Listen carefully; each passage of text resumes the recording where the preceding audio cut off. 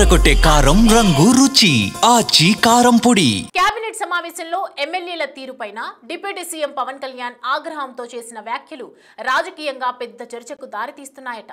ఎమ్మెల్యేలు అవినీతికి పాల్పడుతున్నారని, సెటిల్మెంట్లు చేస్తున్నారంటూ నేరుగా కేబినెట్ సమావేశంలో ముఖ్యమంత్రికి ఫిర్యాదు చేయటం హాట్ టాపిక్ గా మారిందట.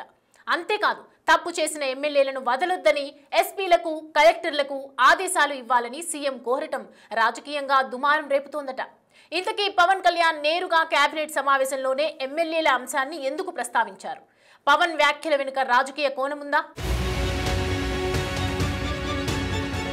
కూటమిలోని ఎమ్మెల్యేల పనితీరుపైన deputy CM Pawan Kalyan cabinet వేదికగా చేసిన వ్యాఖ్యలు ప్రస్తుతం ఆంధ్రప్రదేశ్ రాజకీయాల్లో చర్చనీయాంశమవుతున్నాయి. కూటమి ప్రభుత్వం అధికారంలోకొచ్చిన తరువాత ఎమ్మెల్యేల తీరుపైన చాలా పెద్ద ఎత్తున విమర్శలొస్తున్నాయనే చర్చ నడుస్తోందట. అవినీతి, సెటిల్మెంట్లు, పంచాయతీలు చేస్తున్నారనే ఆరోపణలతో విపక్షం దుమ్మెత్తిపోస్తోన్న పరిస్థితి.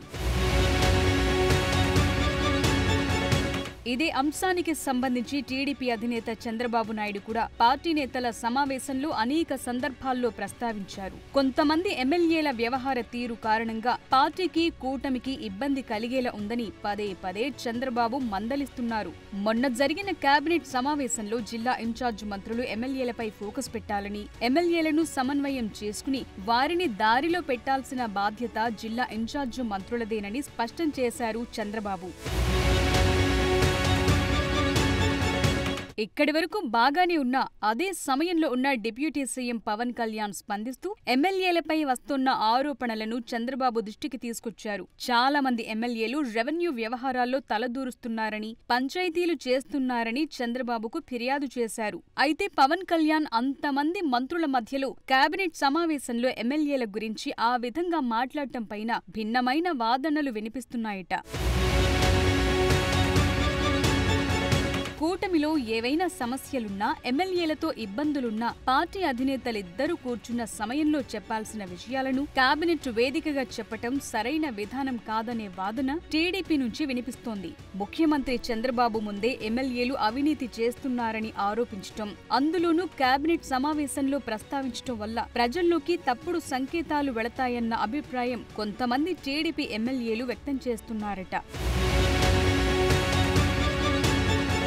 అయితే కేబినెట్ సమావేశంలో deputy CM Pawan Kalyan TDP ఎమ్మెల్యేలను టార్గెట్ చేస్తూ ఈ వ్యాఖ్యలు చేశారా అని అనుమానాన్ని కూడా కొంతమంది టీడీపీ ఎమ్మెల్యేలు వ్యక్తం చేస్తున్నారట. ఎమ్మెల్యేల పేరు ప్రస్తావించకుండా, పార్టీ పేరు ప్రస్తావించకుండా ఎమ్మెల్యేలు అవినీతికి పాల్పడుతున్నారంటూ మాట్లాడటంపై టీడీపీ ఎమ్మెల్యేల్లో చర్చ జరగటంతో పాటు కొంతమంది ఎమ్మెల్యేలు గుర్రుగా ఉన్నారట.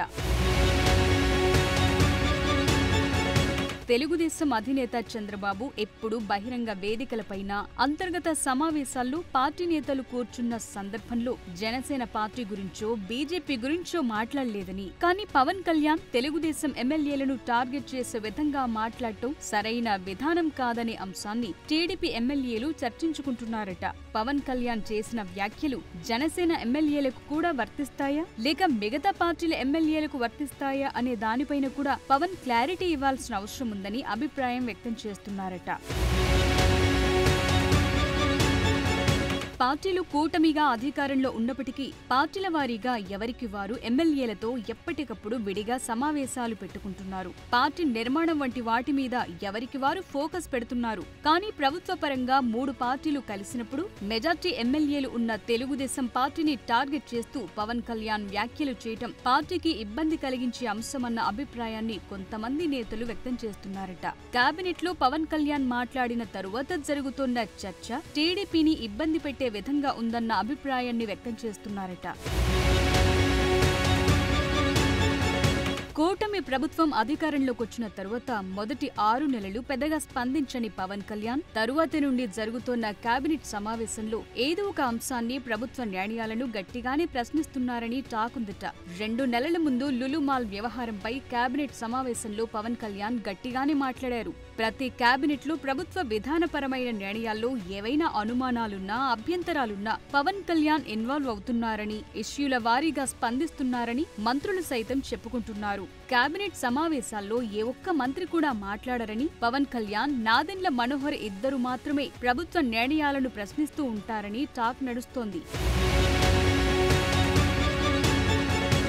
మరోవైపు ఎమ్మెల్యేల తీరుపైన, ఎమ్మెల్యేల అవినీతి గురించి నేరుగా కేబినెట్ లో ప్రస్తావించడం వెనుక పవన్ కు రాజకీయ కోణం ఏవైనా ఉందా అని కొంతమంది నేతలు అనుమానం వ్యక్తం చేస్తున్నారట. కూటమిగా ప్రభుత్వాన్ని నడుపుతున్నప్పటికీ టీడీపీ ఎమ్మెల్యేల మీద వస్తున్న అవినీతి ఆరోపణల మరకలు జనసేన పార్టీకి అంటకూడదనే భావనలోనే పవన్ ఈ విధంగా రియాక్ట్ అవుతున్నారనే సందేహాలు కూడా వ్యక్తం చేస్తున్నారట. భవిష్యత్తులో ఏదైనా ఇబ్బందికర పరిస్థితి ఎదురైనప్పుడు మాట్లాడటానికి అవకాశం లేకుండా తమ మీద నిందలు వేయకుండా ఉండడానికి పవన్ ఇప్పటి నుండే జాగ్రత్త పడుతున్నారా అనే భావన కూడా కొంతమంది నేతలు వ్యక్తం చేస్తున్నారట. ఎమ్మెల్యేల అంశాన్ని ప్రస్తావించడం, కేబినెట్ నిర్ణయాలను ప్రశ్నించడం ద్వారా పవన్ కళ్యాణ్ తన విషయంలో జరుగుతోన్న ప్రచారానికి చెక్ పెట్టడానికి చూస్తున్నారేమో అన్న అభిప్రాయాన్ని కొంతమంది టీడీపీ నేతలు వ్యక్తం చేస్తున్నారట.